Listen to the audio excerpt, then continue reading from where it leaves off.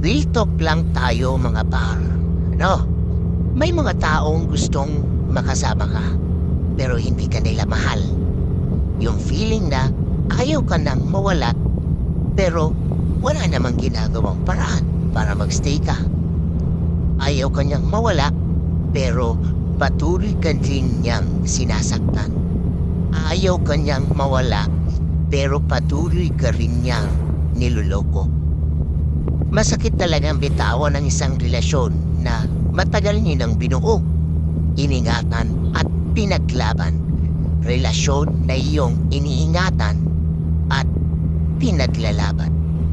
Pero mas masakit ang manatili kapag alam mo sa relasyon niyo na ikaw na lang ang nagmamahal at ikaw na lang ang gustong bumuo.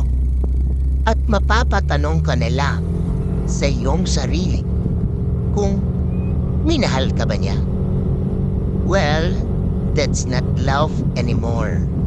Minsan, kailangan mong kalimutan ang iyong nararamdaman.